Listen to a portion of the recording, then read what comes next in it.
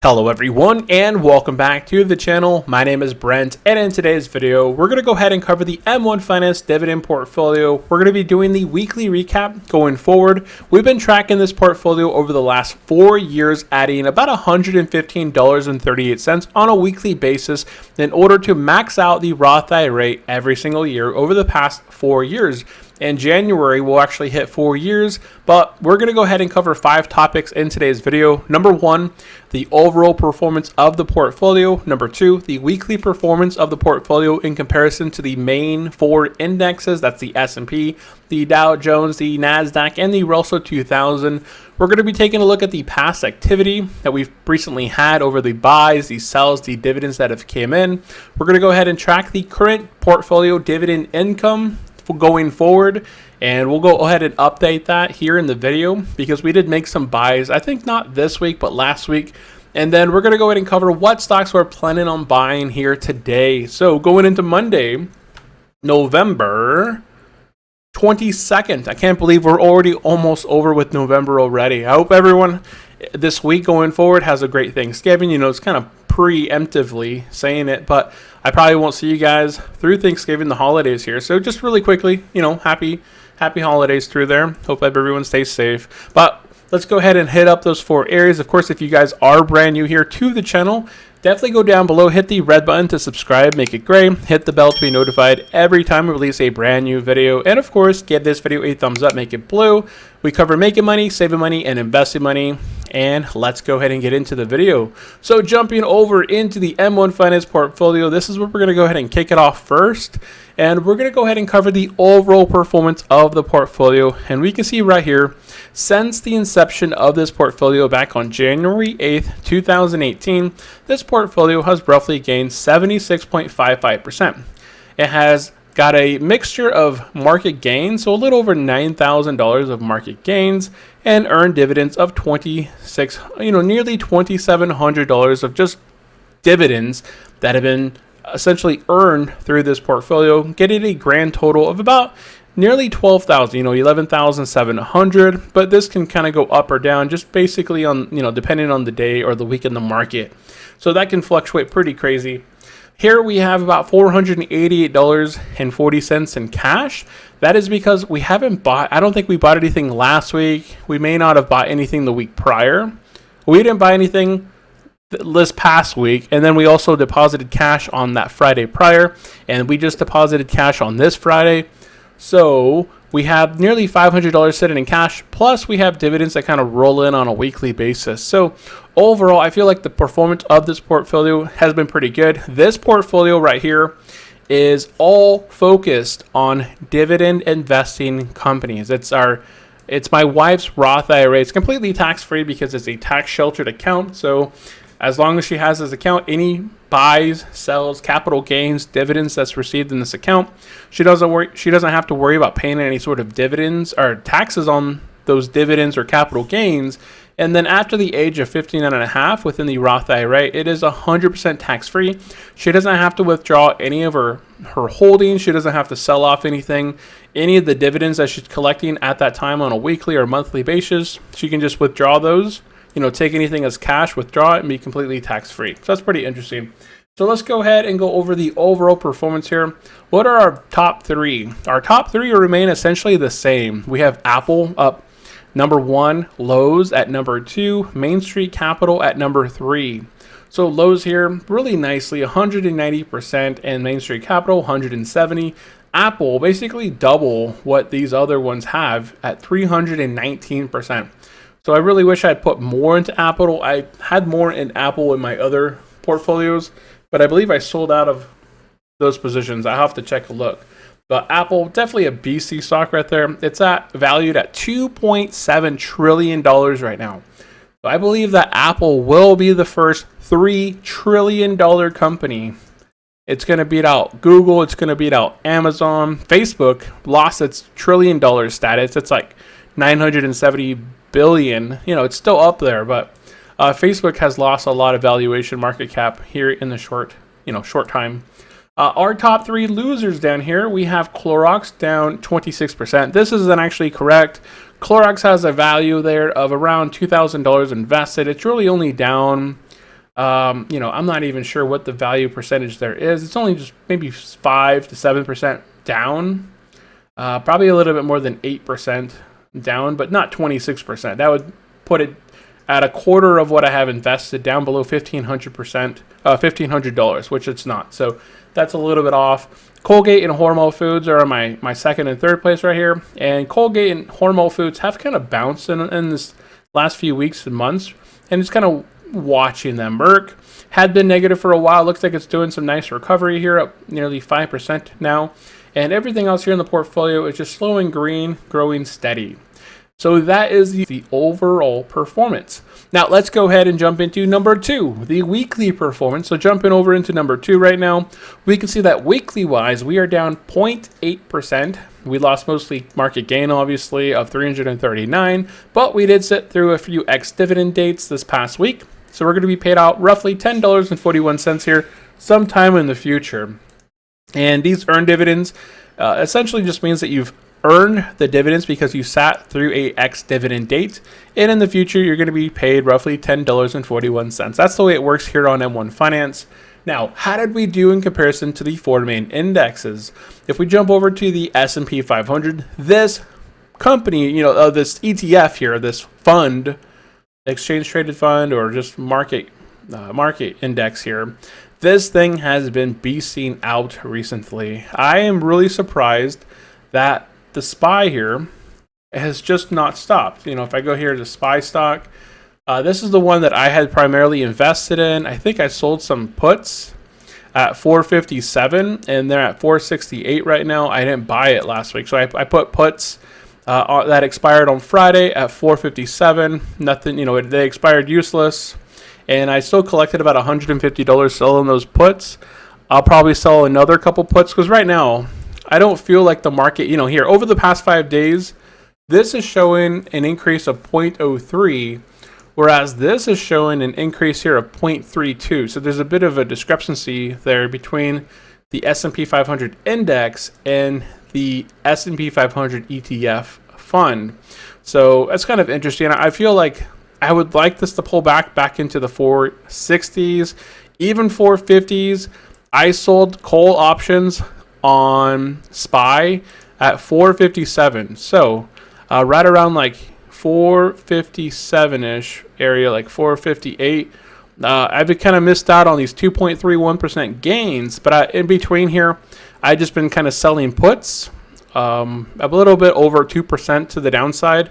That way, I don't really want to buy at these highs right now, so I'm just kind of selling puts. I had 300 some shares of SPY that I sold puts on, or calls at 457, completely sold out of them, and I just been selling puts every week a little bit below, hoping that this falls. I don't believe here in the short term I don't really know what's going to happen, but I would really love a pullback right now, at least some sort of a pullback, as we're up yearly 27%. So I'd really like to see a bit of a pullback here off these highs down into the 450s again.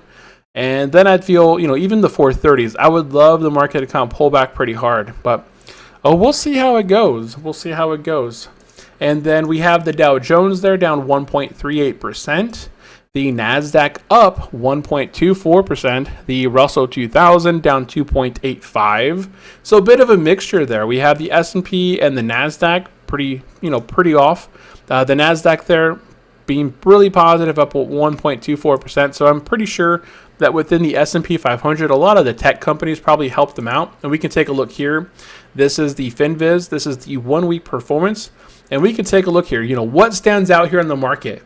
We see that the S&P 500 was half of what the NASDAQ is. And if we look at the performance for the 1 week in the S&P 500, what names stand out? Obviously, Apple, 7.04%. Microsoft, nearly 2%. Adobe, nearly 5%. NVIDIA, 8.5%. Qualcomm, AMD. We have Micron Technologies finally kind of waking up, I believe, here. Google, essentially flat. Facebook, kind of popping there at 1.29.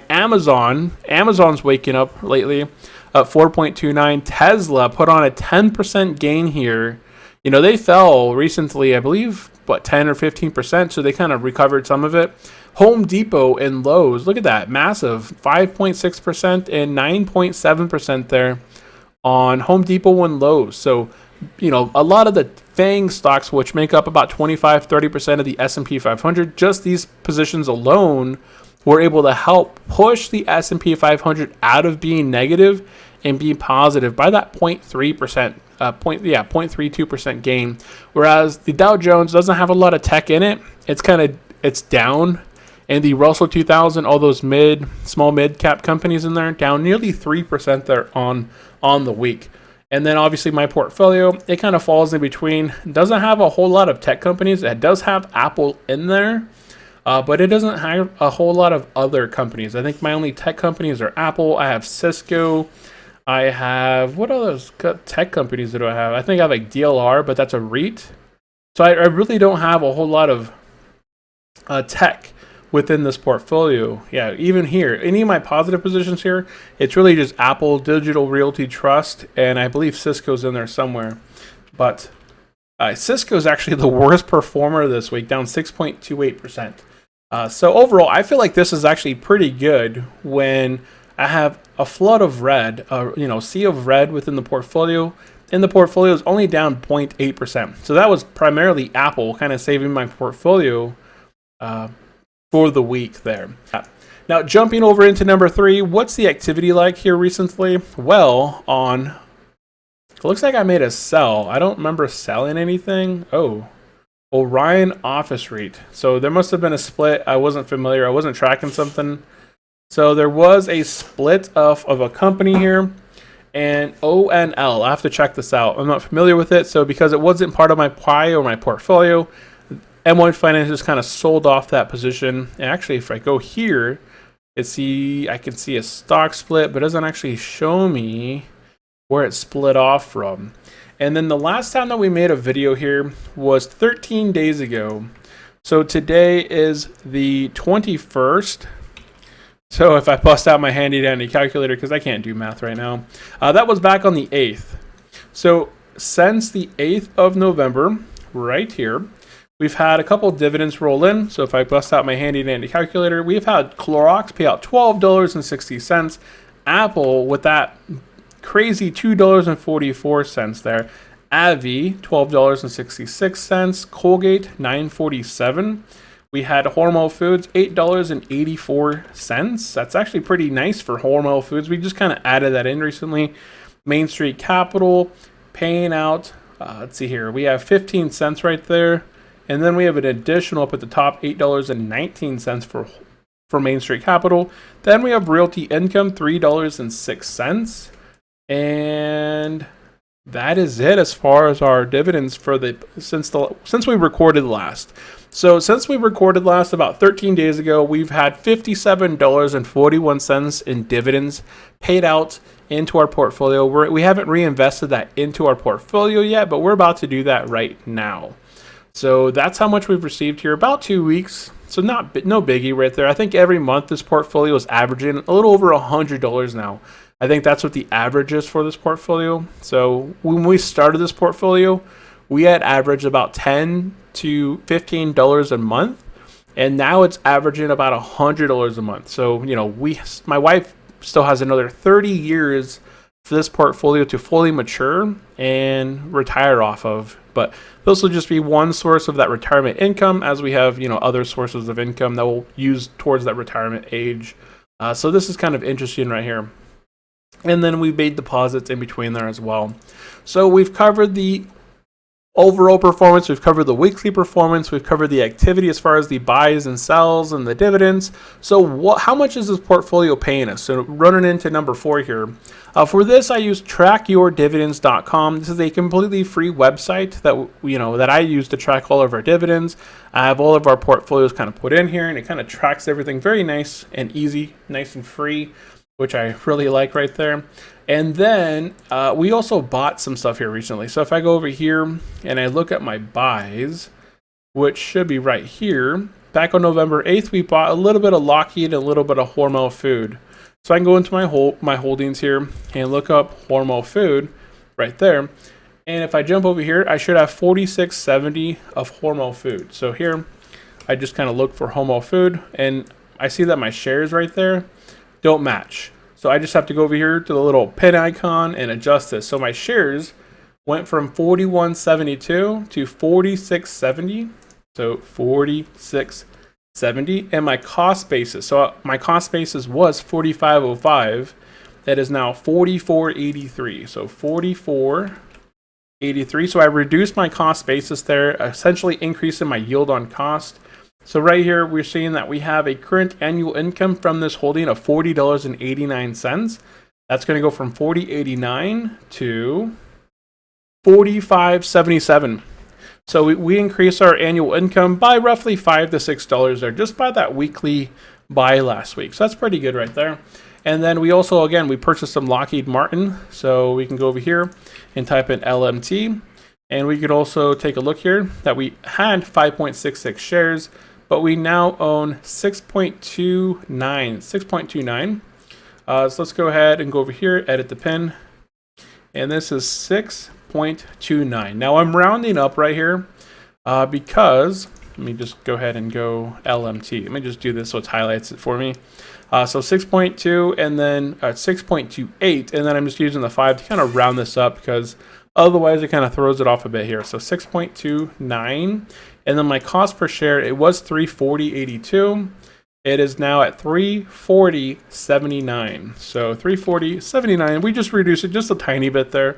Really, I'm just kind of adding a little bit more shares to my Lockheed position, and I believe that should be it. So now we should have a value of roughly 40,570. So 40,570. So 40,571. So we're just off by $1, but everything else should remain roughly about the same right here. So our annual income for this portfolio now sits at $1,113. Our dividend yield, if we were to just take this amount and just buy this portfolio, our dividend yield would sit around 2.74%. But because we've been invested in these holdings for now nearly 4 years, our yield on cost currently is 3.44%. This is really good, like a nice addition that this tracker does.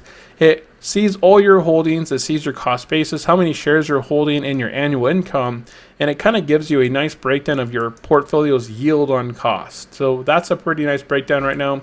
I believe we just crossed into the 1100 area for the annual income. So I believe just a few months ago we had broken the 1,000 mark there for the annual income of the portfolio. So it's nice to see here that we basically gained over $113 of annual income just within the last few months, just by buying and continuing to buy additional shares of companies within our holdings here, or our portfolio. So that is the current portfolio dividend income. Now, as far as what we are buying this week, that is the question, right? There's so many positions that seem to just be flying high in the sky right now, and looking for positions that you actually want to be adding into or averaging down on. I think the one I do want to buy, there was one that I told myself, like, why don't I buy just a little bit more of that one? It was it Cisco? I'd kind of looked at a bit there. It may have been Cisco. I know it's in here. Cisco. Let me get rid of this one. Yeah, we can see Cisco Corp drop below its 50-day, 200-day moving average here recently. It's kind of stabilizing. I believe it'll kind of stabilize around the $72, $74 mark. Its earnings per share, it's not funds from operation, but its earnings per share on the other hand. So let's go over here. And it's still been rising. So I'm not seeing anything like negative with Cisco. It's actually a pretty small position in the portfolio at $971. So I don't feel bad. It's up 71%, but it's not any company that I feel here in the short term or long term that's gonna essentially just kind of stop growing. So I'm gonna go ahead and just buy into Cisco Corporation here. So there we go. We finished our portfolio recap of the week. Let me know what stocks you're currently buying out in the market right now. I know the market right now is kind of crazy as far as just buying opportunity. So if you are finding an opportunity out there in the market, definitely let me know down in the comment section below. What are you buying? Why are you buying it? Are you just buying for the long term? Are you making a short term play? So that is it for this video. Thank you all for tuning in. Again, if you guys are brand new here to the channel, go down below, hit the red button to subscribe, make it gray, hit the bell to be notified every time we release a brand new video. And of course, give this video a thumbs up, make it blue, and I will see you guys in the next video. Bye-bye.